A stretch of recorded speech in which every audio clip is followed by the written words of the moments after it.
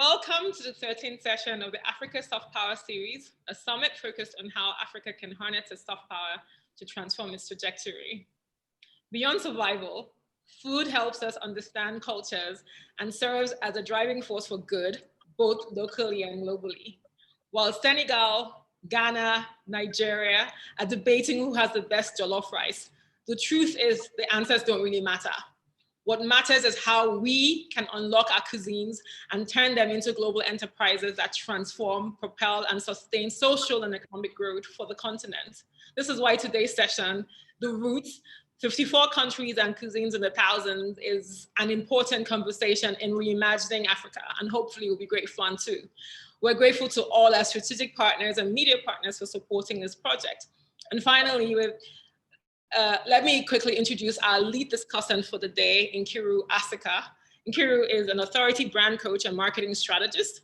Nkiru is also the founder of Enterprise Creative, a social enterprise that created and managed several high-profile creative economy programs, including the British Council Creative Expo, the Creative Careers Fair, and the Forum for Financing Creative Businesses.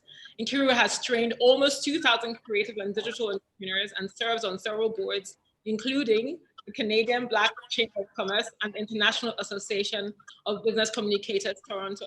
Before we hand over to our very distinguished panel, moderator, Obi Asika will say a few words. I'd just like to welcome all the panelists. Looking forward to this particular session. Want to dive into the food and work out how we can all get rich from the food. Welcome everybody, have a great panel. Thank you. Nkiru, over to you. Okay. So welcome to The Roots 54. I'm thrilled to be moderating this panel. Thanks very much to Nkiru and Obi for inviting me. And to the people watching all across Africa, welcome, bienvenue, Akwaba, Karibu, Saubona. I think that's the limit. I can't come up with any more languages than that. But we have a fantastic panel here for you. And I'm going to start with my president, Madam President, Andria Barrett, who is president of the Canadian Black Chamber of Commerce, which is one of the proud partners of the Africa Soft Power Project. Andria is a culinary nutritionist, pre-diabetes food and wellness expert, and she's overseeing the Ethnic Food Incubator Project, which is an exciting new initiative from the Canadian Black Chamber of Commerce, and it's a Canada-wide business incubator that's going to enable African food startups to take scalable business ideas from beta into revenue-producing businesses and into grocery stores. So welcome, Andria. Thank you. Good afternoon, Nkiru. Good afternoon. And I know you are obviously in Canada, the land of maple syrup, but you are originally from Jamaica, right? My people come from Jamaica, and my people's people come from the continent. But yes, born and raised in Canada. Born and raised in Canada, but from the land of ackee and saltfish and festival and curried goat and all that good stuff. That's right. All the good stuff. Okay. All right. So then we also have Amani, Kilfemariam. Amani is currently en route to the airport and has still found time to join us. So we're really grateful. Amani is the founder and CEO of Amatte, a new premium coffee brand that celebrates Africa's rich culture and history of storytelling. Amatte supports gender equity across its supply chain, especially the interests of female farmers. She sits on the Amatte board and the Amatte Fund. And outside of all that, she's also the global head of risk and control in the Impact Advisory and Finance division at Credit Suisse. She's the co-chair of the EMEA Credit Suisse Black, Asian, and Multi-Ethnic BAME Advisory Committee. And Amani is from the beautiful land of Eritrea. Amani, you're very welcome.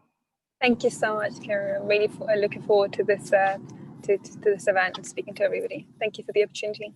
Awesome. Okay, next we have Yasser Bagersh. Yasser is the founder of Lime Tree Restaurant and Our Father's Kitchen. He By reading his bio, he basically runs Ethiopia. He's involved in multiple sectors, runs the largest communication network. He's transformed the industry. He runs one of the biggest catering companies in Ethiopia. His cooking classes are sold out months in advance. He's cooked for heads of states and celebrities, including Brad Pitt. So you gotta hook a sister up, Yasser. He's also an expert in Ethiopian spices, consulting for Unilever and Nestle in developing seasonings for the Ethiopian market. So he's from Ethiopia, the home of injera bread, a famous injera bread. So you're very welcome, Yasser. Pleasure to be here. Excellent. Okay, and then we have Tiyan Alile, president of the Culinary Arts Practitioners Association in Nigeria. She's one of our premier chefs, founder and promoter of the Culinary Academy, chef patron of Tarragon, her restaurant, which has received the prestigious World Luxury Restaurant Awards for fine dining and food styling and presentation for West Africa and Nigeria in 2018. She has been featured in so many publications. She's recently published her first cookbook, and she also runs and founded the African Young Chefs Competition, a Pan-African annual event, providing young African chefs with a platform to learn and express their skills and creativity. And she's a proud daughter of Nigeria, the home of the world's greatest jollof rice. And you're very welcome. Oh, thank you, Nkiru. It's good to be here. Wonderful. Okay, and then we have Oumar Diouf. Oumar was born in Senegal. Oumar was actually a soccer star, moved to Argentina for football. Then when an injury ended his career, he attended culinary school, and he has now led different teams in restaurants in Argentina, Brazil, and the US. During the 2016 Olympics in Brazil, he led the kitchen, cooking for more than 5,000 guests. Currently, he runs the Damel, an Afro-Brazilian restaurant in Oakland, California.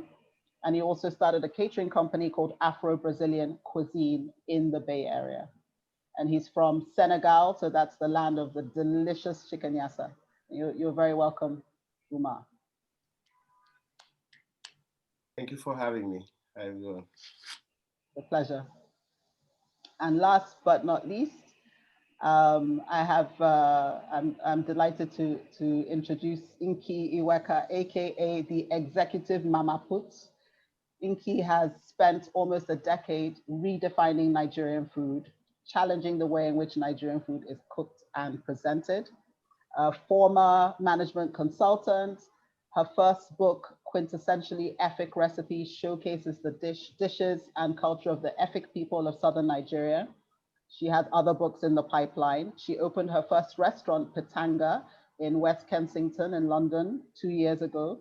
And Pitanga offers Nigerian food with a twist, serving both traditional fare like egusi and okra, and also some of her incredible inventions. Pitanga boasts an eclectic client base and is fast becoming the go-to restaurant for both Nigerians and non-Nigerians in the UK. And Inki has been featured in several media, television shows. She's been on BBC, she's been at conferences.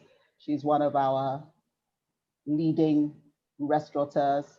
And she is, of course, another Nigerian from the land of pepper soup, suya, moi moi, masala soup, and all good things. Thank you, you're very welcome. Thank you. I was a bit worried that you were going to introduce me as being from the land of fish and chips, because that's where I currently am. No, we'd never ever say you're from the land of fish and chips. Okay, so I wanted to open the session with a great quote from Shashish Tharoor, from his famous talk, TEDx talk actually, in 2009 on soft power. So this is what he said at TEDx India. Indian restaurants in the UK make more money than the UK shipbuilding, steel making, and automobile industries combined. That is the revenge of the empire. Now, I want to just throw it out to everybody. What are the global prospects for African cuisine, and what can we learn from, you know, the Chinese, the Indians, Thai? They've built global enterprises around food.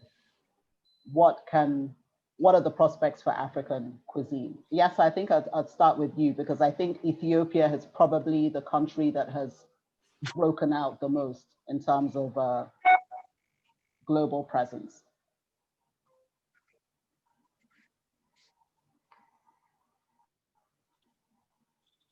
Yasser, are you? It certainly has, but it's far from Chinese, and it's not taking over. Can you hear me? Yes. Can you hear me?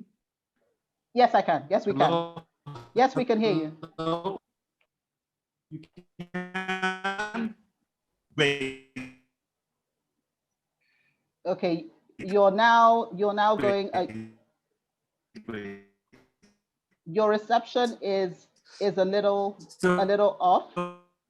So, Yes, if you can. it certainly has spreading. Ethiopian food is spreading around the Western world and in many other. Yeah. How about now? Can you hear me? Is this better? Is this better? Much better, yes. Can you hear me?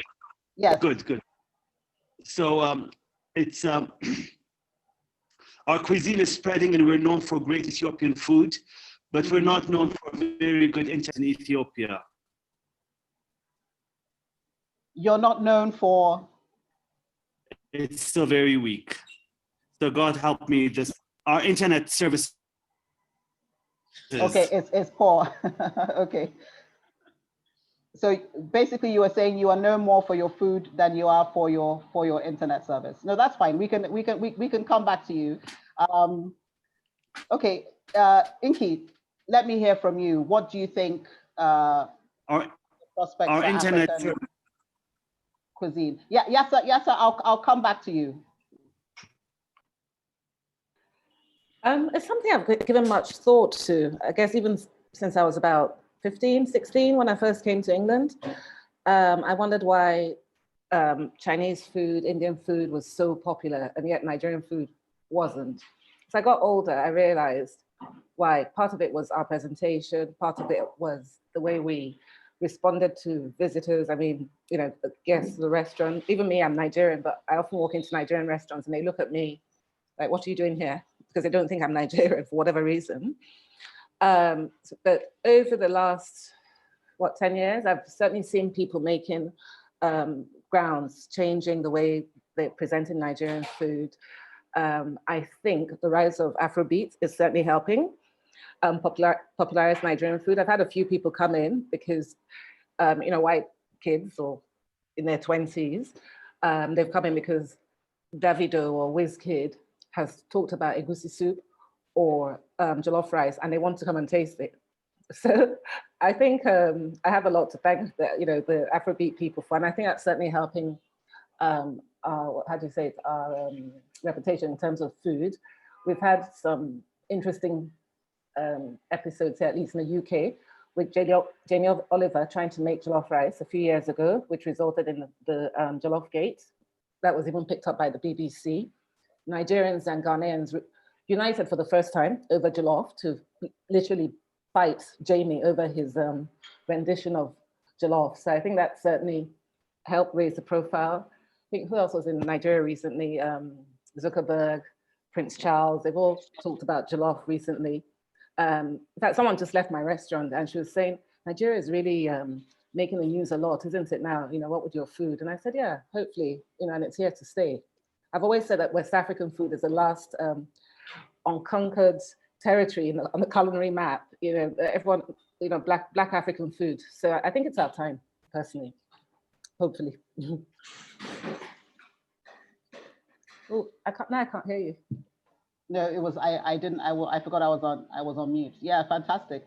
Okay, Andria, you like I was saying before, you are originally from Jamaica, and one of the things that I find incredible about Jamaica is how, you know, a relatively small nation has managed to take its culture, its food, its music, you know, so far across the world. I mean, everybody knows jerk chicken. Everybody knows, you know, ackee and saltfish. Why do you think that is? And how do you think that, you know, the African diaspora can sort of connect and help each other push our food? Good question.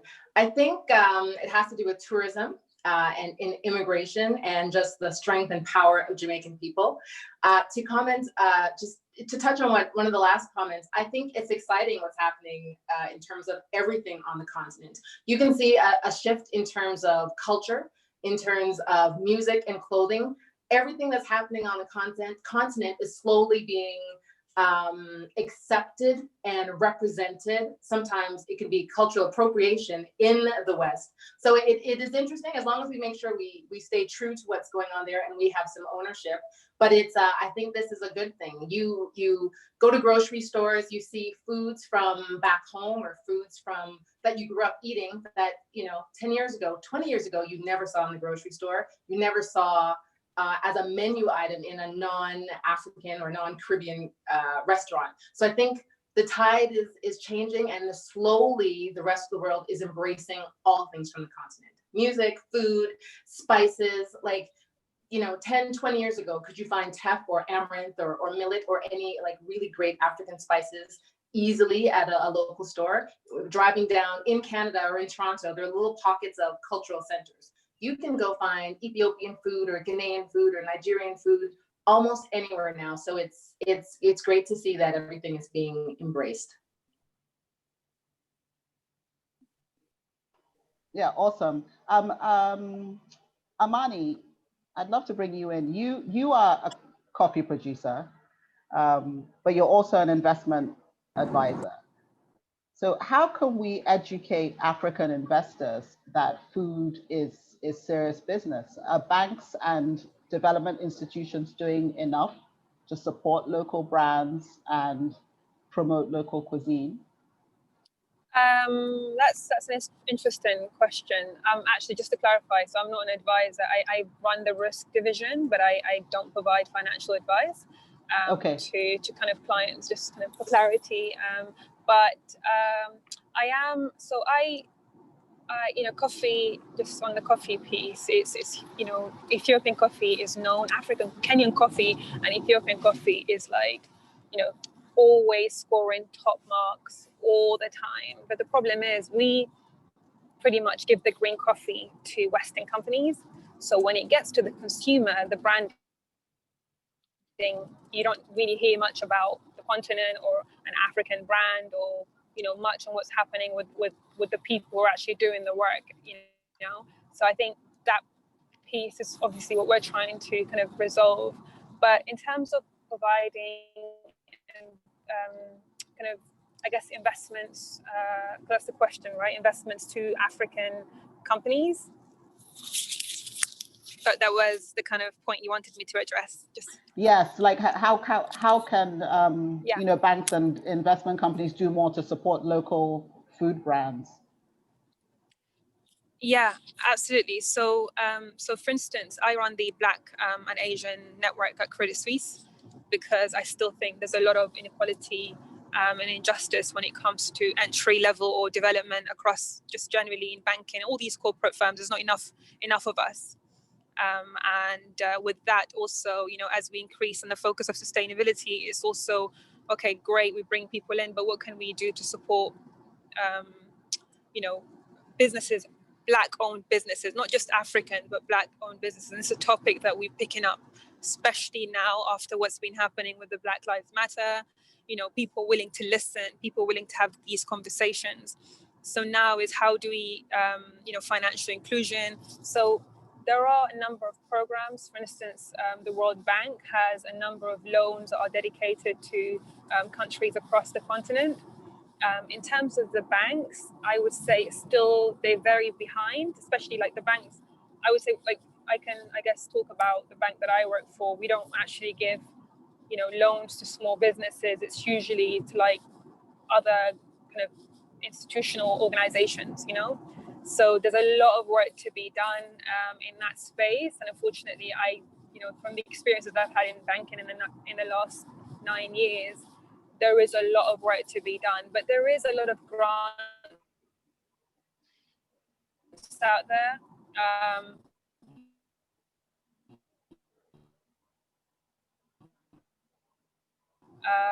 Whether it's the IFC, the World Bank,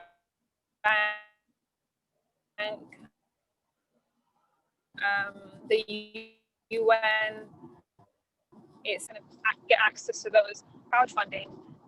So if you want to give certain shares from your company, and that is just such a great way of people raising capital, because as you're doing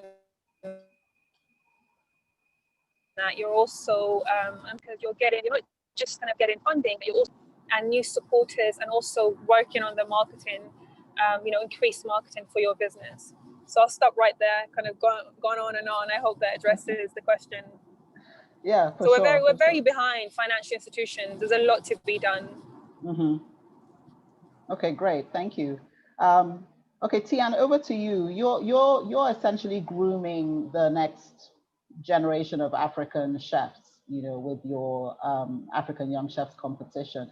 So, what are the challenges and the opportunities as you see them?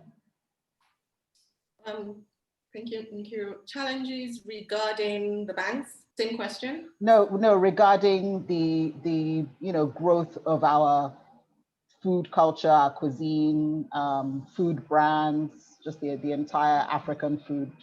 Gotcha. Okay.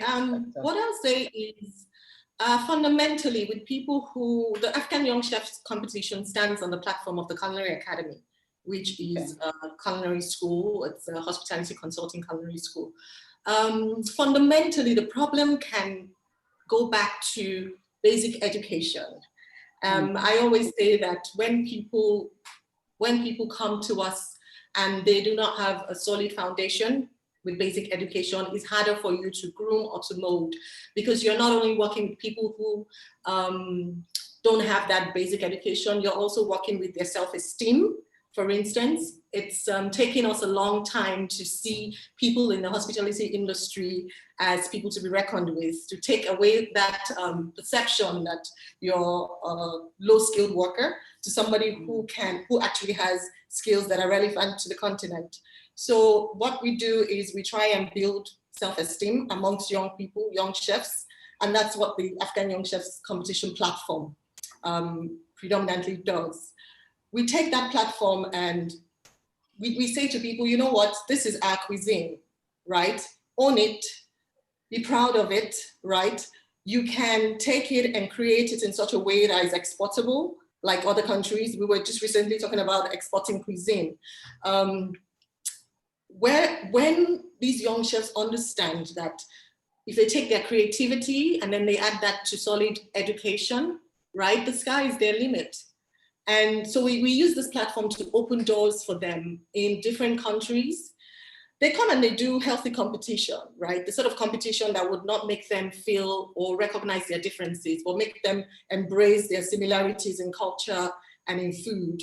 And then we harness that creativity, and then we take them and we present them to the world after boosting their self-esteem, obviously, to say, you know what? You can actually walk through any door in any part of the world and showcase your cuisine and be proud of it. Pretty much that's what we try to do with AYCC and the Culinary Academy. That's wonderful. I love that whole idea of shifting the perception, because I think that's a lot of it, with not just with food, but a lot of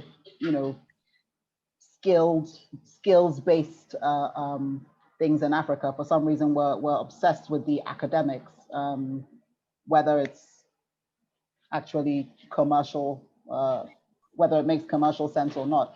Okay, Oumar, you are essentially, you like represent the kind of chef Tiyan was just talking about. That's someone that can be global. You've cooked in Argentina, in Brazil. You own a restaurant in California. You cook for the Olympics. I mean, what do you see as the greatest challenge now with COVID? I mean, obviously, I'm sure that as a restaurant owner, you know, you must have had some challenges with COVID. How does the industry regroup, and what sort of advice would you give to fellow restaurateurs out there? Yeah, so I would like to start with thanking Tiyan for her point, because I think what we need in the African industry, in the African food market is should start with creativity.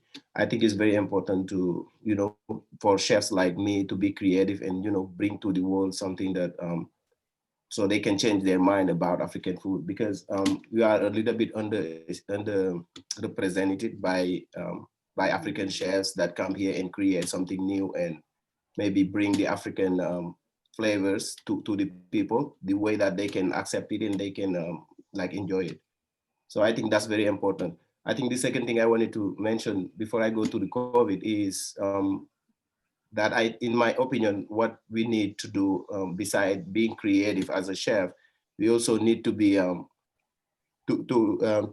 marketing more African food, because I think the key point here is marketing, because people and the World Bank and all of these organizations, SDG, and they show African food as dangerous or as something that's not, you know, that's insecure or something. And I think we are the one that need to marketing it ourselves, you know, stop fighting about jollof rice and, you know, try to create like a standard recipe jollof rice, show it to all the people, you know, and that's it. And about the COVID, I think the advice I would give is that advice I was given by a mentor of mine, that you should be focusing on on driving and not surviving.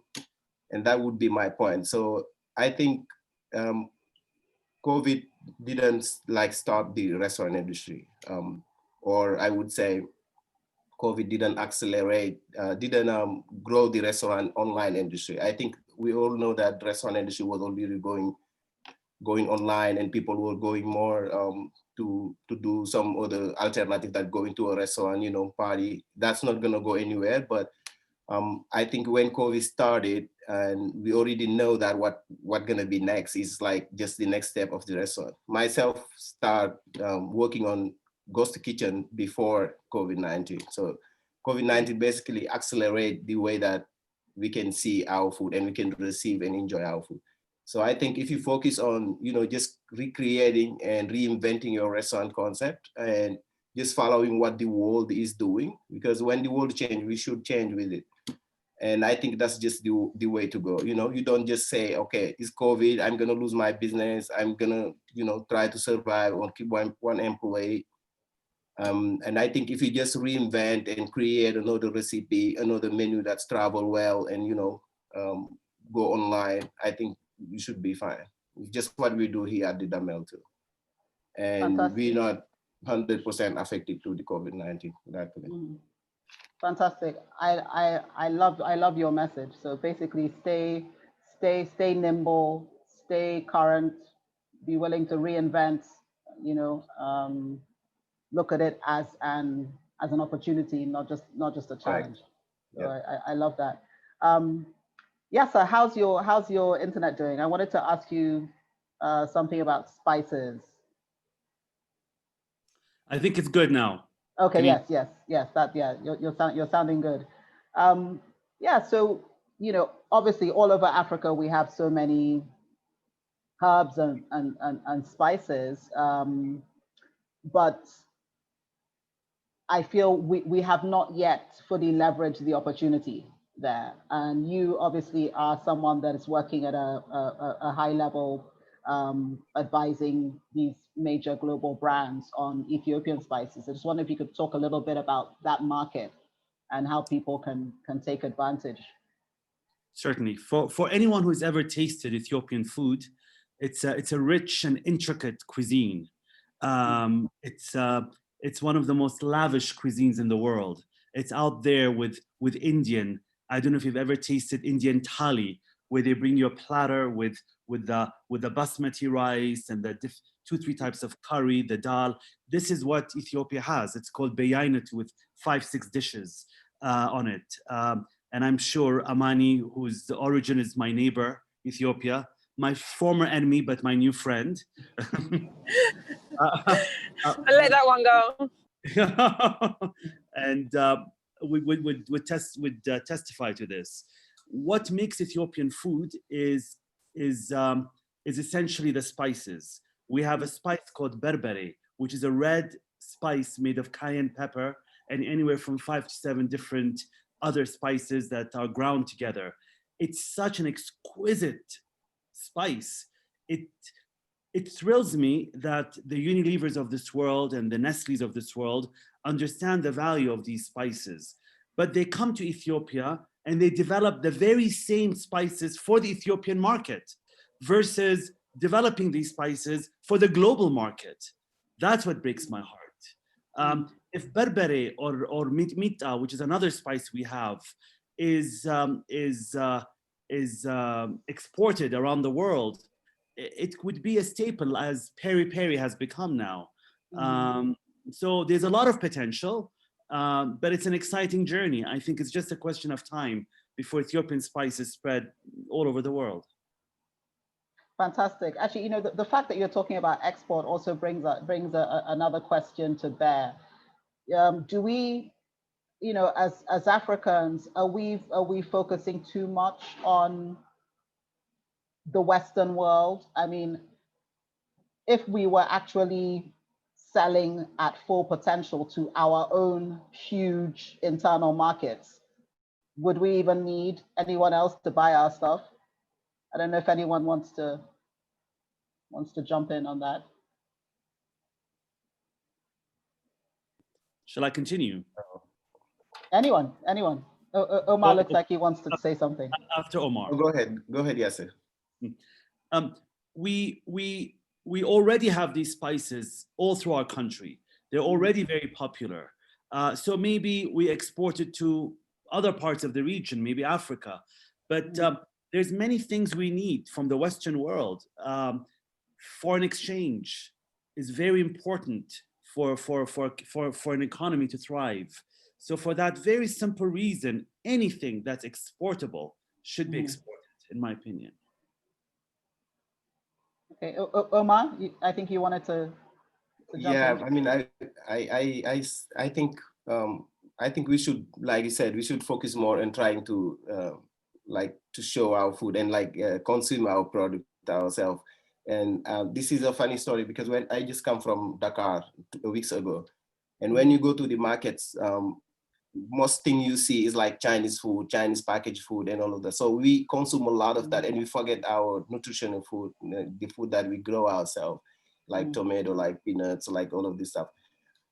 The example of tomato, for example, I was just watching a Netflix show that the tomato that we actually grow in Africa go to China and China process it and bring it back to sell it to us. And we prefer to consume that than consuming our own tomato that we grow. And, just because of maybe, I won't say lack of time, but just want something more easy and it's not good for us. And I think for Yasser's point, it's good that we export our spices so people can know about what we have to offer so we can bring tourism in the country. But when they come to the country, I think they should see our food produced with those spices and show it to them. When I went to Dakar just recently, when you go to a restaurant, at least 80% of the restaurant, they don't sell African food, or they have it once a while. They sell hamburger, they sell pizzas. Those type of things that when you are here, you don't even eat it because you don't want that in your stomach or something. And you go back to home, you want to see traditional food. You want to have a restaurant that's maybe modern, but serve traditional food, because nothing is wrong with that. But if a chef like me open a restaurant in Africa, they want to show the world that, oh, I'm a traveler, or, I know about pizza, I know about this. And that's not what our ancestors taught us. I think you can just take traditional food, what we actually created ourselves with our traditional spice, and make wonderful dishes and, show it to the world. And come back to Tiyan's point, which is the creativity that we should, increase. Nkiru, can I add something to that? Yes, please. I agree absolutely with what the last panelist had mentioned. I think it's up to us. If we are home in our cities and our countries and we don't see our food and our culture represented, I think that's up to us. We need to make our voice heard and let the restaurants, let the companies know that we want to see more of our food and our spices. And I also believe we need to do export. So we need to be global, and our food and culture needs to be rich at home.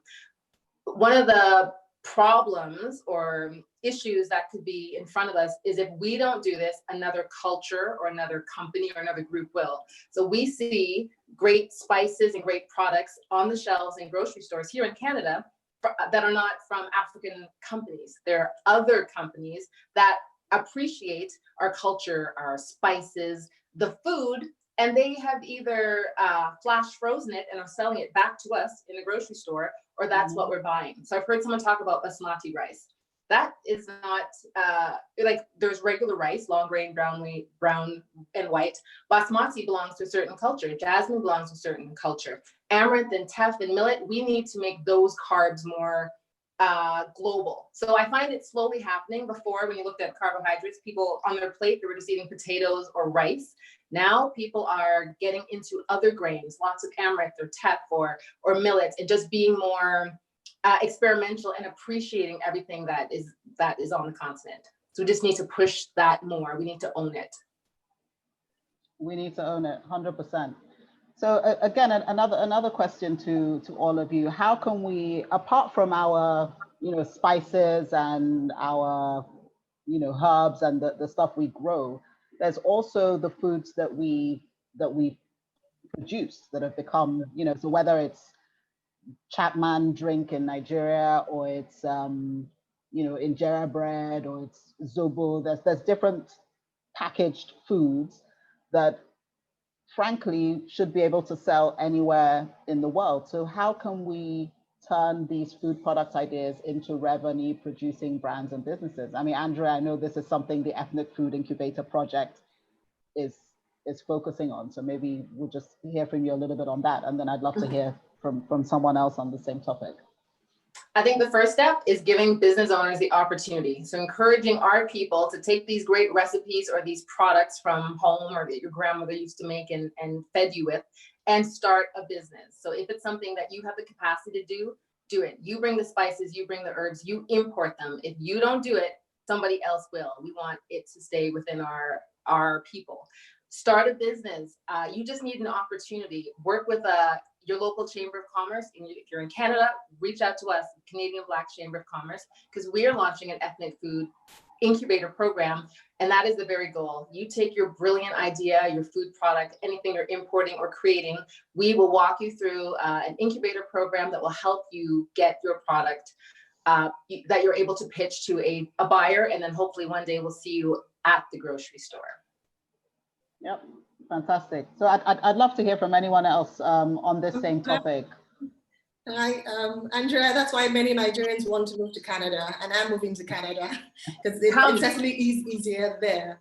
Quite a number of people, quite a number of people have these brands with our local foods that they have packaged. Funding is a big problem, and in order for us to leverage on productivity, which is also a bigger problem in Africa, we need funding. Most of the small businesses find it very difficult to get funding that would help them scale. Some of them have funding from small funds, small venture capital funds or angel investors, which can help them start, I wouldn't quite call it a business, start something that helps them get cash flow, certainly not profit, because when we start to talk about profit, then we have to address all the infrastructural and developmental issues we have in Africa and particularly in Nigeria. But quite a number of people have these brands. And if they are not able to get the kind of funding that is required, then it's a problem. Here in Nigeria, people say that we're the biggest economy in Africa and we have the largest number of population in Africa.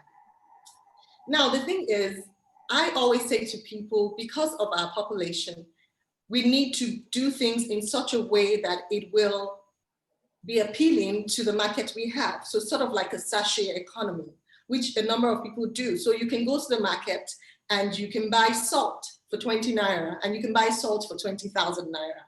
Now those people who are within that bracket of people that have to buy salt for 20 naira because that's all they can afford, are the same sort of people that are within the brackets that can package whatever spices and herbs we have and export, right? I am currently working with a couple of organizations on something called Train to Trade, where we train people in production to produce food, package them, and then export and trade. So Andria, maybe we'll be talking a bit more after this session. It is possible, it's just we really need, there's so many levels of infrastructural problems, policy changes, developmental problems that we need to go past before we start to export. I have spoken to quite a number of people, Nigerians and Africans, that are extremely proud of their food. Nigerians would leave Nigeria, go abroad and look for a Nigerian restaurant. Nigerians would rather eat their food than anybody else's food, right? And we have quite a number of chefs who have been able to, like I saw, glamorize our Nigerian food, who have been able to recreate it where it doesn't lose its essence, but it is widely accepted and exportable. So it is possible. It's just those infrastructural things, those hurdles that are peculiar to Africa. When we're able to cross that, and then financial companies begin to really understand people's businesses and also understand projections and understand the history of where all these things come from, understand why we're doing what we're doing now. So, sorry, I'm taking up some time, but about 10 years ago, there was a huge influx of large hotels and hospitality companies in Nigeria. Mm-hmm. What the result of that was a lot of the expatriates staying in these hotels needed something to eat. And then the hotels realized that they needed to skill up capacity. We started the Culinary Academy that started training people to make food that was globally acceptable. And as a result of that, the farmers in Nigeria started growing things that they didn't used to grow before. So now it is quite normal for you to grow beetroots in your backyard, for you to grow orange, yellow, green, and purple peppers, which we hardly ever used to grow before. So if financial institutions understand the trajectory of this, they'll be more inclined to fund businesses that want to take their produce and export, which is proudly Nigerian. Yeah, I think you are 100% right. They don't, they haven't really looked at the whole value chain. And yeah, I think you're 100% right. Now, you talked about Nigerian restaurants that had sort of changed the game, or Nigerian chefs that had changed the game in terms of the way Nigerian food is presented. So I have to bring in Nki here because, I mean, truly, when you see her food, the presentation, taste it, it completely does change your perception of, it just has elevated Nigerian cuisine. So Nki, we're seeing, you know, more African restaurants globally. We've seen a restaurant like Ikoyi in London get a Michelin star. But how can we, but then just as you said at the beginning, we still see a lot of restaurants, you know, Africans open restaurants abroad that frankly, they cannot open in Africa, you know? So how can we brand and define African hospitality? Is Nki there? Sorry, no, I am here, sorry. Okay, good. I'm just, sorry, can you just repeat the very last question? Yes, I'm saying how can we brand and define African hospitality? Everyone talks about our hospitality, and how can we brand that? How can we, you know, really make that? Maybe I can just talk a little bit about what I do. So the way I've set the restaurant up is we have an open plan kitchen, which means I'm able to interact very much with the guests. I'm also in quite a touristy area, you know, I'm near a conference, well, all of that's gone now with the pandemic, but having said that, it's still quite a multicultural place. I get all kinds of people coming in, many who haven't eaten Nigerian food. So I do this little theater thing. It always makes them laugh to break the list, you know, to break the ice. So for instance, how spicy do you want the food? And then they immediately like, well, how spicy do you make it? And I said, it's up to you, from mild to whatever, I can blow your head off. And they're still not, you know, sure. So I always say, okay, do you want it? Do you want it? What do you want it? And that always cracks them up for some reason. It makes me laugh every time as well. I teach them how to eat with their hands. They love that, you know, to eat the swallow.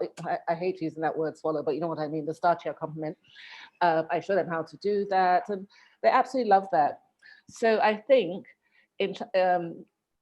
I think even just speaking to people, because a lot of times when you go to Nigerian restaurants, really, to be frank, they hardly speak to you, even when you're trying to order food, much less interacting with you, talking about the menu, talking about the ingredients. You know, I've got food all over the place. When I say ingredients, I've got tomatoes, I've got yam. So when they say to me, what is a yam? I can show them what a yam is. I can talk about the yam.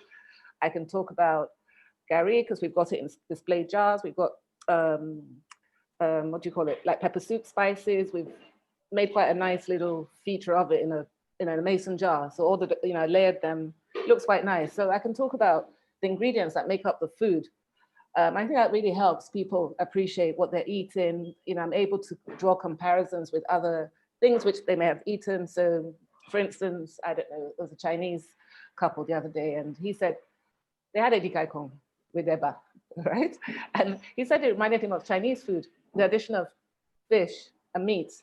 You know, so I explained about crayfish, and I think it's trying to tell people things they're familiar with already. So when I describe akara, I say it's like falafel, but much nicer, because it is much nicer than falafel. You know, we serve it with hummus, so they know what hummus is. Everyone knows what chili sauce is. You put it together, and so on and so forth. So I think it's taking what may seem like very strange ingredients, which are not really, and making it seem more familiar, because everyone eats rice. So you know what rice is, you know what tomatoes are. Once you break it down, people eat anything, you know, I think. Does that answer the question or not? I went off on one. No, it does. It was interesting. It was interesting. Okay. So again, just throwing a question out there. Who actually, which country has the most diverse cuisine in Africa, do you think? That's Nigeria, that one for sure. Oh, that's Ethiopia for sure. Well, I think I love to celebrate food, as it were. I don't subscribe to the Jollof wars. In Nigeria, we have 371 tribes. So potentially we have 371 different ways to make jollof rice. So which one is Nigerian jollof rice? And no two pots of jollof rice taste the same. I will take that and I'll marry it to 371 different types of food you can potentially have. It is very, very diverse here in Nigeria and in West Africa. But I think looking at a Pan-African perspective, all our foods are, I mean, quite a number of the things we eat are because of what terrain you live in, what part of Africa you live in. Culturally, the things you had to eat after the war. I have a couple of Igbos here. After the war, in the East, the diet completely changed because there was a lot of foraging. They discovered a lot of leaves, right? My mom is Igbo, so I know. Okay. So I guess I said I love to celebrate food, and I love to take ingredients, whatever they are, put them together. Of course, fundamentally, most of us learned how to cook in our mother's kitchens, right? But then you now start to get creative, and then you start to cook what you really, really enjoy. So I just love to celebrate cuisine across Africa and across the world. I'm not going to jump into who has it better or who has it much more diverse. Food is great. It's a universal language, and it should be celebrated. You're quite right. Anybody else want to jump in and stake a claim on what is the most diverse food? I mean, jokes apart, not because I'm Nigerian, but I do think we have. I mean, it is partially because of the variety or the numbers of different ethnic groups we have. And even within the ethnic groups, there's some that have a greater variety than others. I mean, think about the number of different types of beans we have, different ways of preparing rice, yam, all the different vegetables. I think we're blessed in Nigeria because of the, how do you call it? You know, from the south to the north. So it's a big landscape, isn't it? It varies. So we have all kinds of weird and wonderful dishes. The number of Africans that come here and say, oh, and again, I have to thank young Nigerian kids, right? But literally, I feel like they're colonizing at least London, because the number of them that come and they just want, oh, my Nigerian friend gave me this Nigerian food. Sorry, it's just one of my colleagues, I just brought my phone. I don't know why. It's ringing. Yeah, I've lost my train of thought now. Sorry, move on. Okay, Oumar, I wanted to come to you because I know you had run the kitchen for the Rio Olympics, which is, I can't even imagine what kind of project that was. So can you sort of share your thoughts on sort of using, festivals and, that kind of thing, those types of platforms to promote food and food culture and market our food? Okay, good question. I didn't want to offend anybody, when you ask about, who has like most diversity of food. So I let Nigeria win in that one. I know we have a lot of, diversity food, but I consider myself to be an ambassador of African food, not only Senegalese food. And in my restaurant, sometimes you find Moroccan food like tagine. I serve it sometimes. I even learned how to make injera, which is East Africa, Ethiopian. So I think, and that's what make my cuisine stand apart a little bit, even in the Olympics, because what was maybe surprising my co-workers is maybe the material that I have in my head and how I can be creative about, menu or about creating something that's different in their end by just adding some ingredients, some random ingredients. And I learned that from Africa, not only Senegal, even though I started my career in Senegal and learned how to cook. But when I talk about food, I mostly talk about African and West African food, And by living almost half of my life in South America, now I learn a lot there also, and I find the similarity of having the similarity that South American food has, especially Brazil has with African food. So African food is everywhere, it's imported everywhere. And I think as African, diaspora or African chef, I think we should stand and claim it, We just need to show the world that what we have is what most people is saying that is theirs, but it's actually ours, It's not about, I think, competition, but it's just about like showing them that, if you try our food, you're gonna like it. So just try it, have open-minded and just try it. So about the Olympic, it was very crazy, to be in the middle of like that pressure. But I'm glad that I have to go through that because I tested myself, by just, being, like I said, I was running a kitchen that has maybe 100 people or more than 100 people, and I was leading them. And by being Black, not only, it was the only African people that's there, basically, And it was interesting because, like I said, every time that we have to come up with a menu or we have to come up with some ingredient, I have to make sure African food is in there. And when I describe it, also I describe it as African food, as, let's say Yasser, the Senegalese Yasser that everybody like, the Senegalese chebujan. I make sure that every house in that Olympic tried it. Right. And I think that's how we also should do when we are outside, just be one nation and just be like one type of food, because it's all the same. I would like to see the Nigerian restaurants selling Senegalese food, like chebujan, and learn how to make it and stuff like that. And I think that's going to help the cross. There are a couple of them that do that, Oumar. Yeah, I would love to see it, because anytime I could, I try to make it. Maybe it's not authentic, but I make a mean chicken yassa as well. I think that's how we can do, like, we can help ourselves promote our food and, just be the one in Africa and the world, actually. Definitely. So you're really also talking about the power of fusion, and we've seen some exciting things in terms of Afrofusion, food, Afrofusion. You could even say Afrofusion music, Afrofusion fashion even. So I'd love to hear from any of the panelists about just the whole idea of Afrofusion and what you think it means for the food industry. Can I take this one? Sure. So pretty much, I'm just going to walk a few steps back to the festivals, because I was going to talk about how festivals have been a huge part of our lives as Africans and as Nigerians, especially food festivals. We tend to celebrate the New Yam Festival where we cook. We celebrate a harvest. We do a festival around the harvest. We celebrate the fishing festival, Egungun, and after all these festivals, there's usually a feast of food.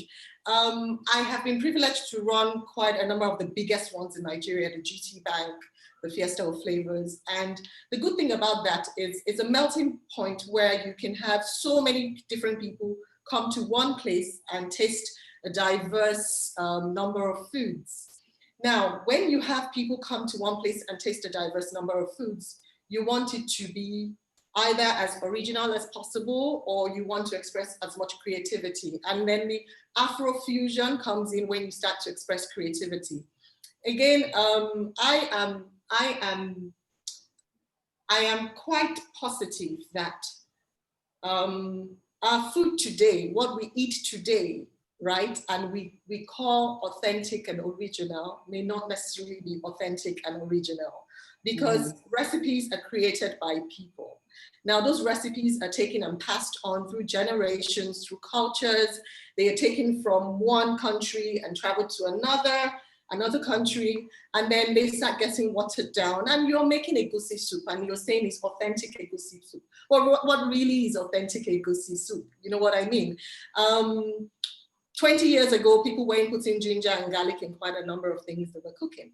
And today it's almost like a staple in what we're cooking. There's so much ginger and there's so much garlic. You know what I mean?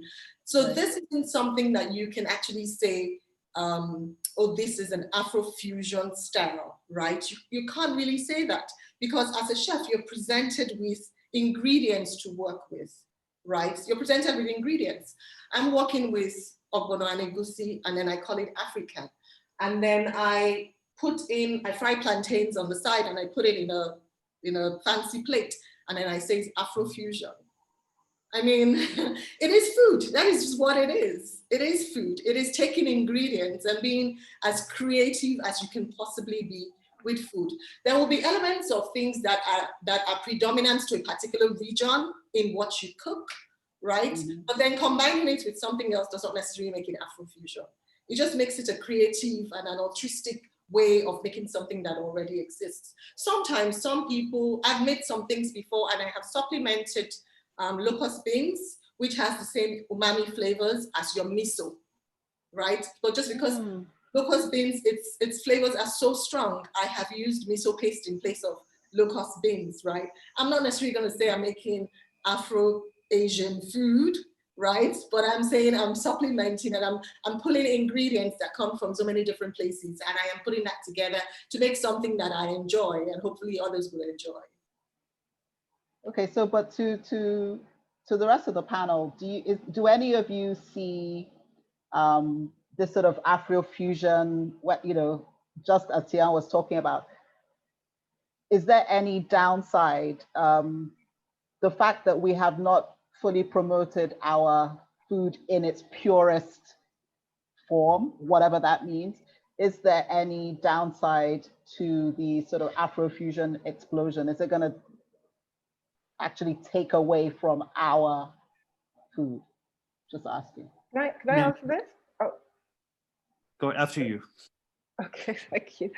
I was going to say, I think fusion is so passé now. There was a time it was all, at least in the UK, there was a time it was all the rage, you know, with Asian fusion. And it got to the point when everybody was fusing everything with God knows what. And I think the last straw was when there was a Japanese Italian fusion, and I think it was Roger Moore's son actually. And I'm not even sure the reviewer had been to that restaurant, but they literally said, so basically, what is it? Sushi on pizza. That restaurant didn't last 5 minutes. And then after that, we started seeing regional food. So you stopped seeing Indian restaurants. You started seeing, you know, I don't know, South Indian, just what I mean, region specific. It stopped being Chinese restaurants, Sichuan or Mandarin or, you know, whatever region. And I think certainly in the UK, that's the way it is. People are more interested in what they see as more authentic, And so by going regional, you become more authentic. And I think I tend to agree with them, because even if you look at some of the quite inventive chefs like Heston Blumenthal, all of them started with classical training and then they went off experimenting. So I think, and to be honest, 10 years ago, I was playing around with Afrofusion, you know, trying out different things. And I've moved away from that. I've gone back to, let me get the basics very, very right. I'm trying to cook like my grandmother, my great-grandmother used to cook. So I'm definitely not putting ginger and garlic in a egusi soup. I hadn't actually realized that was the thing until I was in Nigeria about 5 years ago. And apparently Nigerians love ginger. Anyway, I don't use it. So I cook like my great-grandparents would have cooked. And that's my personal opinion. Sorry, Yasser? Yasser, you wanted to comment on this. Yeah, I don't think one affects the other.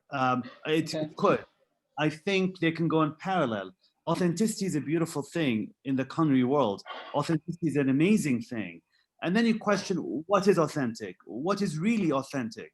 As it was said earlier by one of the panelists here, food evolves over time, generations. Many things impact and influence food.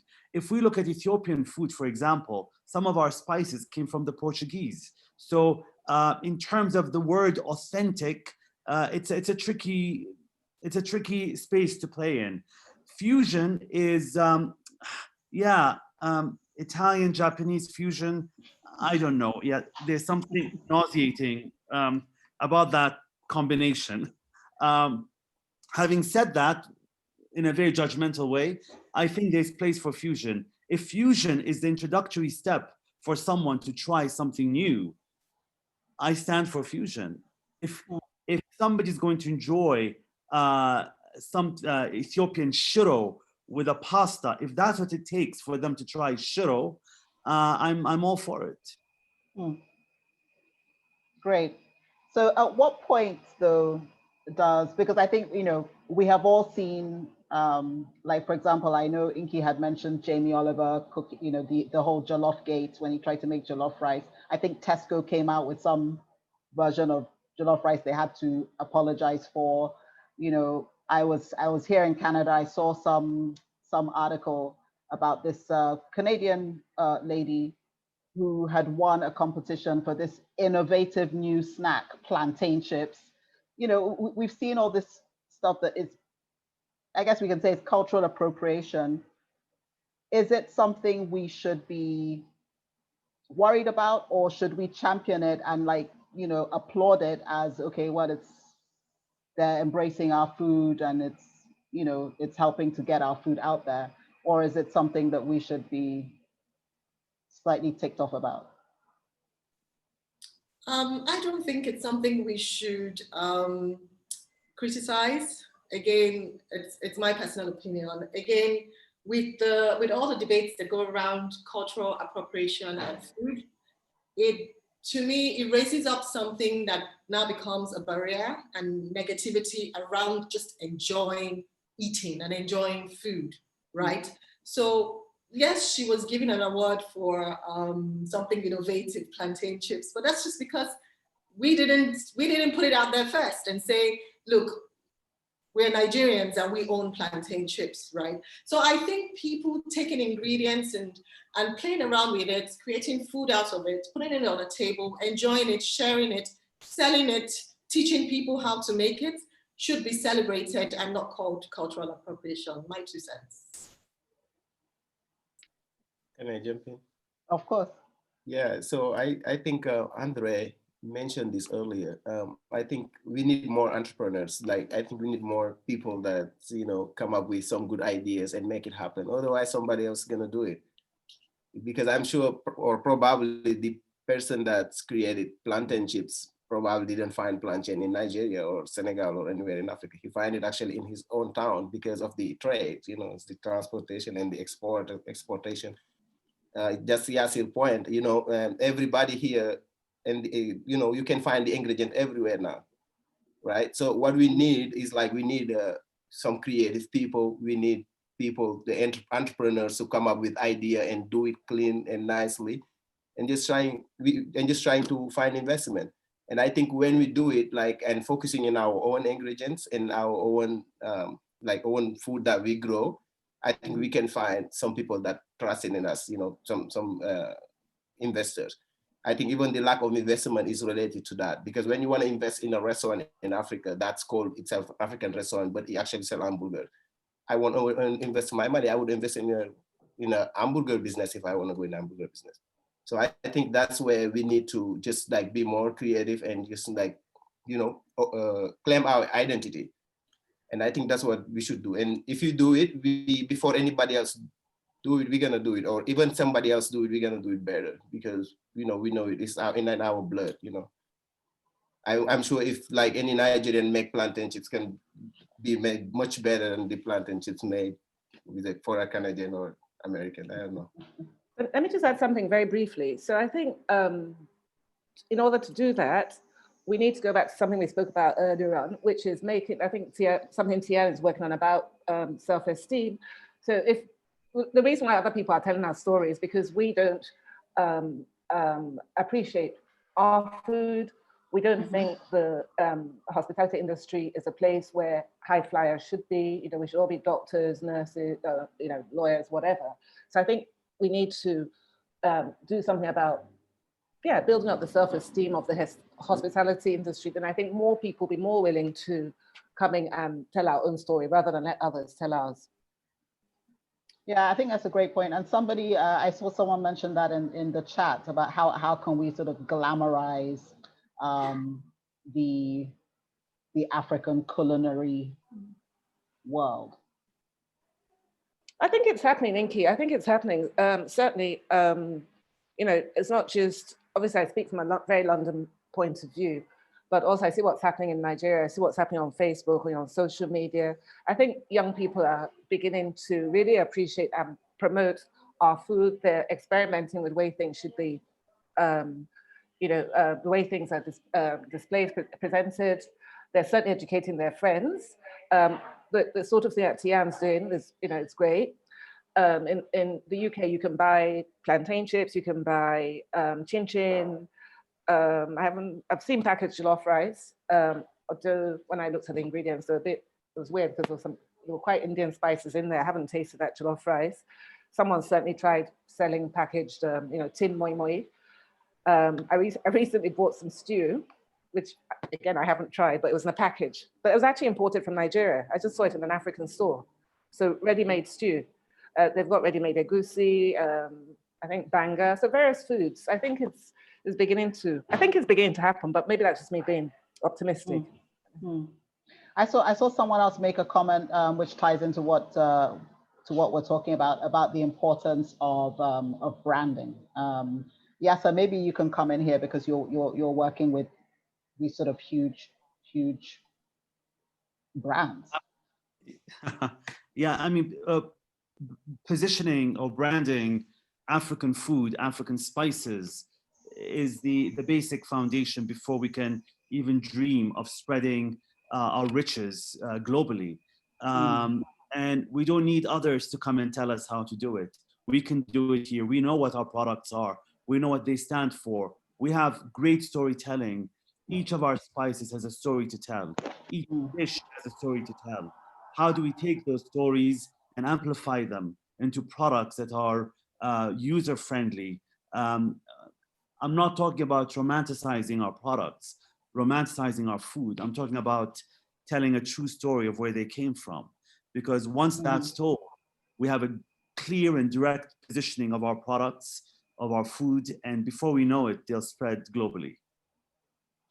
Absolutely. In fact, it reminds, about 10 years ago, I went to Zanzibar on vacation, and one of the things we did, I went on a spice tour, and you just basically went to a plantation and just, you know, they were just showing you different spices. They would pick a leaf and ask you to smell it, ask you what spice is this, you'd be guessing. I mean, it was just fascinating. And I thought to myself, why are we not doing this in Nigeria? What, you know, it was such a wonderful, you know, experience. Zanzibar is amazing. They've been able to clearly identify what works. They clearly identify their spices and it's become an attraction. One of the key attractions of going to Zanzibar is experiencing the spice market. I love it. I asked myself the same question: why can't we be doing this in Ethiopia? I think it's very important what Yasser is saying, because even the National Restaurant Association come up with a statistic that 60% of consumers would rather spend their money in experience than purchasing the item. So I think if you focus on the experience and the storytelling, nobody has better story than Africa does. And I think that's where I think the secret is for us to better brand our food and positioning. I agree with that. I mean, even if you just look at one particular dish from Nigeria, pepper soup, different parts of Nigeria make pepper soup differently, and each spice, you know, does have a story, as you said, whether it's for medicinal purposes or, you know, so depending on what your situation is, you could have a separate pepper soup for a nursing mother than you would for somebody who's got a hangover, for instance. And that's what I find fascinating about food, is all, you know, think about different ingredients, what they're used for, not just for nutrition, but from a health point of view. Some of it is used for celebrations or traditions.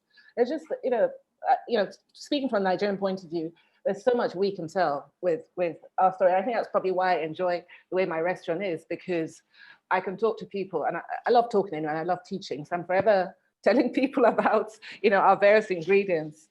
Anyway, I'll shut up now. It's fine. We just had a question. Oh no, sorry. Who wants to speak? Sorry, one quick comment.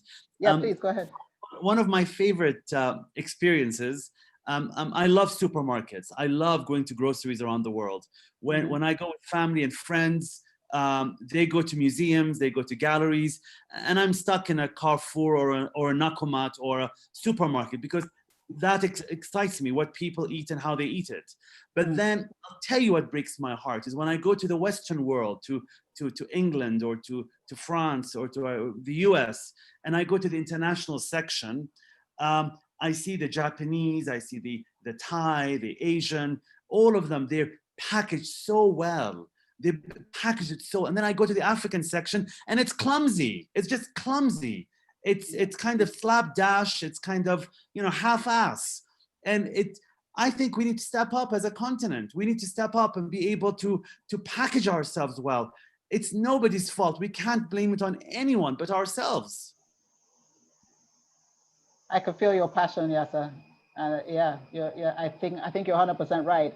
I think that maybe we need to be more strategic about, you know, cross-industry kind of collaborations, you know, food, advertising, music, you know, branding, fashion, film. I don't know if anyone has any thoughts on that. And marketing. I think I agree with you. I've certainly had a few, I'm not sure. I've had a few requests. I'm just trying to think what I can, even just before I started this call, there's a young man who's been, how should I say, redefining one of our traditional drinks. So he brought me some to taste a little while ago, and he popped in today to say, oh, can we talk about having a launch here? And then I do the food, you know, which is quite great. So I said I'd call him later. I've had inquiries from people who are in music, seeing if I can do something, you know, whether it's food or cocktails related to some of their song titles. That one hasn't gone through yet, but fingers crossed. So I think, so hopefully, you know, there'll be some sort of cross-fertilization on both sides, if you see what I mean, you know, linking those two industries, fingers crossed. And as I mentioned before, the Afro beats, you know, so I have a lot, it's Davido and Wizkid are the ones they keep telling me about. So if anyone knows them, tell them thank you. People keep coming in to eat their favorite food. And, you know, because obviously people are also watching their interviews, reading about them. So I definitely have a lot to thank them for. And they could probably do more, or send them to my restaurant. Now, I just saw a question in the chat that's about the availability of African ingredients. And this isn't just abroad. Like the person pointed out, and I don't know if this is true in other countries, certainly in Nigeria, you can find it hard to source ingredients from one part of the country in another part of the country. What are some of the challenges that poses to the culinary industry? Let me talk about ingredients. Well, COVID has, in the last, 6 months, COVID has played a role in us not being able to source ingredients, or when they come in, they're quite expensive. But quite often, it has, in the last 5 years, become easier and easier and easier to get ingredients. And I don't just mean ingredients that are imported. I mean ingredients that used to be imported and are now grown in Nigeria. As a matter of fact, at the school, at the Culinary Academy, we have an herb garden in the back, and we pretty much grow anything we lay our hands on, and it does grow, But ingredients hasn't really been a big problem in the last, I would say, 5 years. And we tend to work with what we get, but quite often you actually get what it is you need here. In terms of pricing, the fluctuation in pricing is a big problem because it's affected by the fluctuation in the forex rate, affected by so many factors. When sometimes we have a shortage in tomatoes, tomatoes come back into the market, they're very expensive and they don't taste like tomatoes because GMO has come into the market and they've grown the tomatoes with GMO. So they ripen in 2 days and they don't taste like tomatoes. So those are the sort of problems we have. The problems we have with ingredients primarily are ingredients that have been grown with GMO, not necessarily the shortage of ingredients. Anyone else have that issue, either Ethiopia or in Senegal? Well, we had it in London. Certainly, things as basic as red peppers doubled in price during lockdown. They've started coming down now. Obviously, some imported things, yam doubled, plantain the same. Not been able to find snails. I keep having people ringing me up. Even my snail lady can't find snails. So we're now looking for live snails for her to start breeding. I'm even helping her look because I don't like cleaning snails, so she does it. What else are we missing? It did have, a big effect. So I think literally everything went up during COVID. So even things that you think, from, I guess because the UK doesn't do so much anymore, we import so many things. So the tomatoes and peppers are coming from Spain. Now, Spain was badly affected by COVID. So I guess that's why the prices went up. I think the only thing that didn't go up for me was the meat, but I think that's because my butcher is so kind to me. I've just got the best butcher in the world. So he kept his prices the same. Everybody else went up. And obviously I couldn't double my prices, but some things did more than double. It was that bad. Wow. Now, we were talking about marketing earlier. I'd be interested to hear, from any of you, how you're using social media specifically to promote your cuisine and promote your brands. Shall I say a few words on this?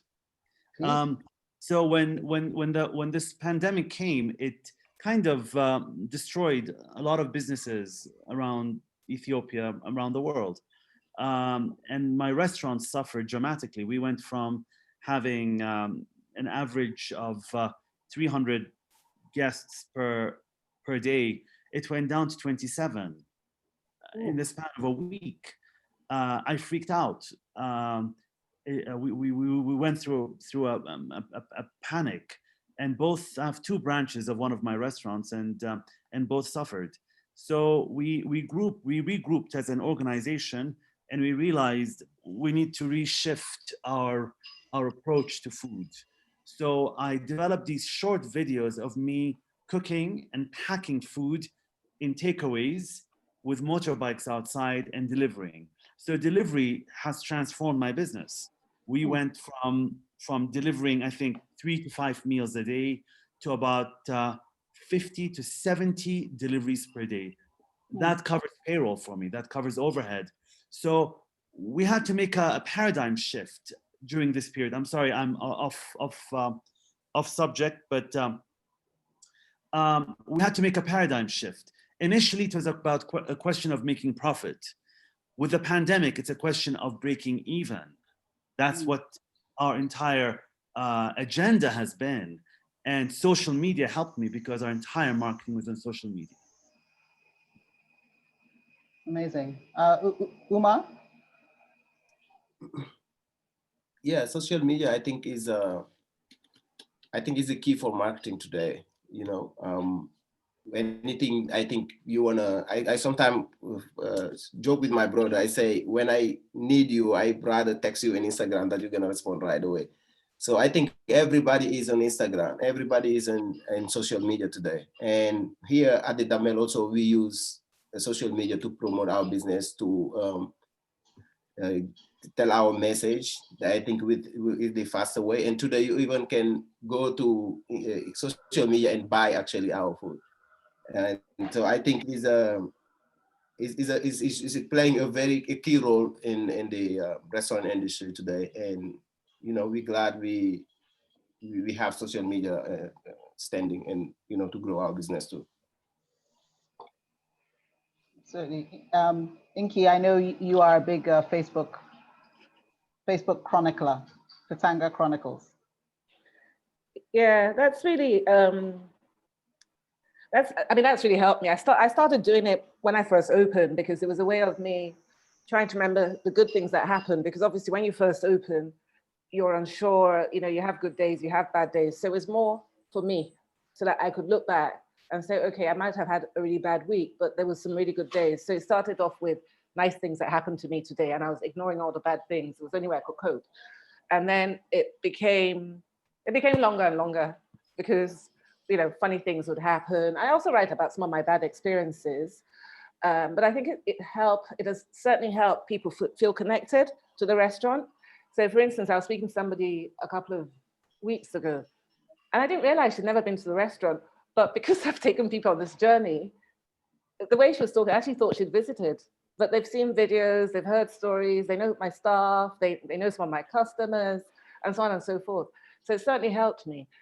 And then even during the lockdown, the week of the UK lockdown, I literally was having a meltdown, you know, like, yes, I felt, oh my God, my life's finished, you know, just as we were just making another step change. We went from that to zero, practically zero, in about 3-4 days.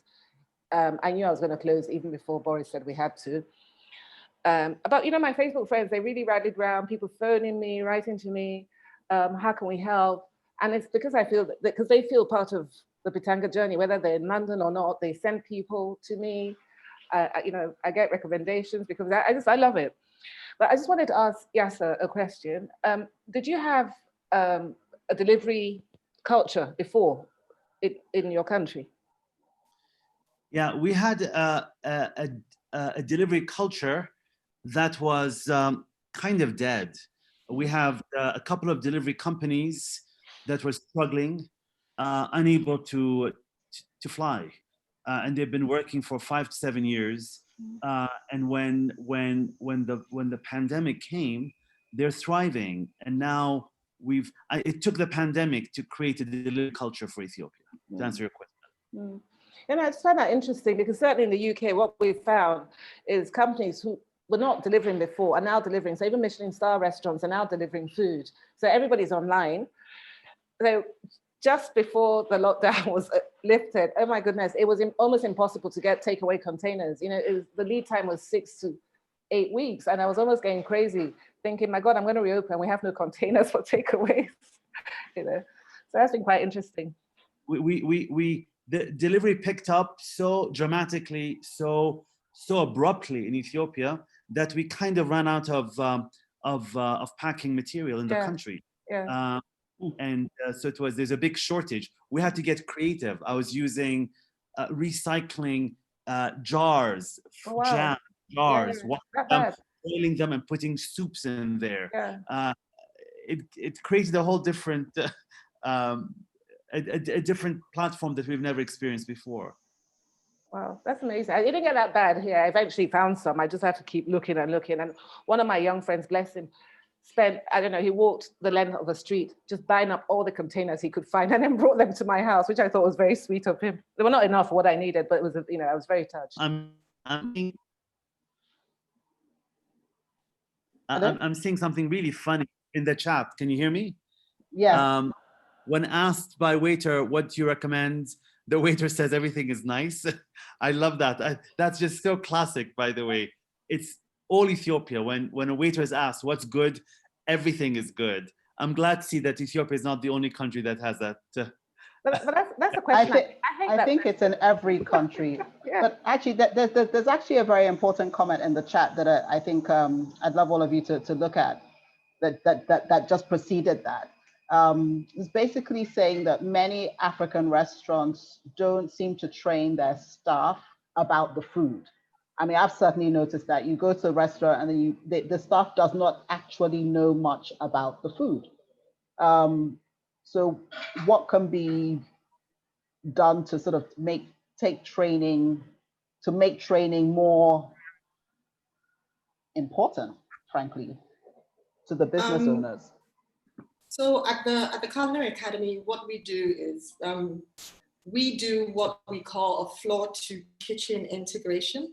Primarily, we also help people set up restaurants and then train their staff and get the equipment, design their menus and roll them out, sometimes operate and manage. What we do is a kitchen to floor integration training.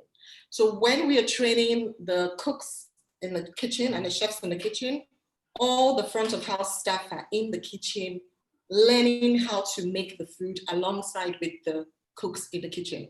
It's mandatory. All the people we train, that's how we do our training. Of course, because Tarragon is in a culinary environment where everyone is learning, it's a given. All our waiters and all our front of house staff are in the kitchen with the cooks and they're learning how to make every single thing as well. And then most of our kitchen staff also do a floor integration where they understand service, how to serve. So if we have a large party and we have less hands, the people from the kitchen can actually come out and serve. So we do a kitchen to floor integration, which is what I recommend for quite a number of people when they set up their restaurants, do a floor to kitchen integration training where the people in the front of house know. When people hire new waiters, we always tell them, throw them in the kitchen for a couple of weeks, let them get immersed in what it is you're cooking, how it tastes the food, know what it costs to make that plate of food. So if you mess up an order, you know what it costs to mess up that order. That's the sort of kitchen to floor integration that we generally recommend. Yeah, that's what we do at the Damel too. I would like to mention that. Everybody that works in the front of the house know 90% of what's come out in the kitchen, how to make it. Sometimes actually you have the cook that don't come, so you kind of need to, you need to switch with somebody. So that's exactly how we train our employees too. And I feel that came out to be very important in the hospitality part of the restaurant too. So you can socialize and talk more with people, and explain about the food. Hey, I wanted to mention, maybe this is gonna come back a little bit behind, but I wanted to mention, something that I saw also in the Restaurant Association, which is saying that 60% of restaurants meals are consumed off-premise. So that's before pandemic. So if 60% is consumed before pandemic, I think the pandemic didn't grow the online aspect of the restaurant industry. I would say it accelerated it, but it already was going offline, like online. So I just wanted to mention that because I think it's very important that people know that I know a lot of people don't believe before in going online and trying to, to know that the world itself is going online. Now you see Amazon is it's the biggest industry in the world and it's all online. So I think restaurant was already doing that with ghost kitchen, with the food halls, with delivery only business that was growing before pandemic. And the pandemic came to accelerate that part of that's business model, I would say. Okay. Now we are pretty much rounding up. So I would just love to hear from each of you. Unfortunately, a couple of our panelists had to leave. Amani was on her way to the airport. She had to go catch her flight. So hopefully she is safely on board. Andria had a meeting she had to leave, but sent her best. So for the rest of the panelists, could you just give a final quick word on your thoughts on the future of African cuisine and how we can best leverage our food culture, our food products to grow our economies? I would start by saying that As Africans, one thing that is predominant to us and all our cultures is hospitality. And finding ourselves as ambassadors of cuisine and hospitality, it behoves on us to take it from our individual spaces and project that, make that become global. We can leverage on each and every one of us's role in hospitality and project that and help us build a brand that strips away the negativity, strips away the African time and the African factor, and instead promote our hospitality, which is predominant, and it's a thread that runs across the entire African nation. In some cultures, it is rude to actually say no when you're offered food, right? And if we take that aspect of us and we try and project that, doesn't only speak to hospitality, it also speaks to caring and nurturing and enabling. And we can take that and then we can enable a generation that comes after us and a generation that comes after them, and take what we have and pass it on to the next person. And it will just help us put ourselves in a light that shines brighter and promotes African hospitality and cuisine even better. Well said, well said. Yasser? I think it's going to be an organic process before African food, African spices are appreciated and bought globally. It's just a question of time. The world is a better place, believe it or not, today than it was 100 years ago. There's so many resources we have that we've never dreamt of having 100 or 200 years ago. The world is getting closer. We're all getting connected. Look at us, all of us from multiple parts of the world, all connected on a single screen. All these elements, all these variables help in taking us to the next level. And as I said earlier, it's just a question of time before the world appreciates the treasures, the culinary treasures Africa has to offer. Love it. Oumar? Sorry, I was texting here. That's okay. So yeah, I think like we all been saying, it's very interesting that the example Yasser gave is like we are here all talking different point in the world. So I think if you take all the industries that we have and just put it that way, I think we can be seen, you know, because the problem that Africa was having for a long time, I think it was to be seen, I think. Because I always say, like, in my own experience, when I leave Africa went to South America to play soccer, it's because I wanted to be seen. If I was staying in Africa, maybe nobody was never know about how I play or stuff like that. And so now we have this platform, so we should use it and we should try to promote Africa and promote our cuisine, you know, combine tech and cuisine and food. And I think people will buy it, and we can reach more audience around the world. Quite right, quite right.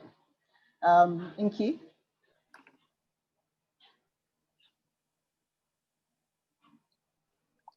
I can't be as eloquent as Yasser, who's so passionate. I just love it. So I think what we can do is to change minds one plate at a time. Yeah. So each time we give somebody that jollof in only, you know, the way that only we can, or the chicken or the suya or whatever, you know, as other people have said, we are very, very hospitable people. And I think slowly, or maybe even not so slowly, I think attitudes are changing. Again, I can only speak from London where I live. People are very, very, very adventurous when it comes to eating out. And also what I've seen recently, and I think it might be because of the pandemic, you know, lockdown, people are seem to be going out a lot more since we got let out. And then because they're staying in they're not going on public transport, so they're walking around their different neighborhoods, discovering new places. So many people have asked me, how long have you been here for? Have you just opened? No, I've been here 2 years. Oh, I never noticed you. But I think that's forcing people to look a little bit more inward towards their communities, their local communities here. Yeah. Wonderful, wonderful. Well, I just want to say a big thank you to all of you. you know, our fantastic panelists. You guys are doing Africa proud. You're making us proud. You know, you're changing the narrative from Africa as the land of famine, you know, to the land of bounty and creativity and culinary art. And it's fantastic. So really, I'm thrilled. Keep on keeping on. May God bless the work of your hands. And we just look forward to seeing more from all of you. And believe me, I'm coming to all your, when I come to Pitanga, when I come to Damel, when I come to your restaurant, Yasser, I'm expecting free food, red carpet, the works. You got it. You got it. Good, it's a deal. Okay, Nice thank you all. I'm going to turn Pleasure it back meeting to everyone. Thank you very Nkiru. much. What's it? Three of blocks. Nkiru, you on? Sorry, Is Nkiru there? Okay. echoing what Inki said. It's interesting, Nkiru, there's 3 Nkirus on the school, which is so odd. Because it's not Yes, a common that's name. very special. I know, it's crazy. Thank you everybody for being here. And please, I'm echoing this free food thing because, you know, so Lime Tree, Damel, Pitanga, free food for Nkiru, me, when I come to your different restaurants. Thank you so much. And it's wonderful to have you all. What a privilege. Thank you so much. Thank you. You're for having me. You're welcome. Wonderful session, guys. I have to tell you, just because of what you're doing, I had to get my garden egg and osoji, you know, we're Africans. So I just had to get a little piece of something to just hold on to because you guys have been making me starve, man. Garden Yeah, egg you is were peanut very butter. sad. I'm going to ask you what you were eating when you were picking. That's the first bite. I haven't taken anything yet. Thanks, everybody. Have a great evening. Ciao, ciao. Bye. Bye. Bye-bye. Bye. Thank you. Thank you. Bye.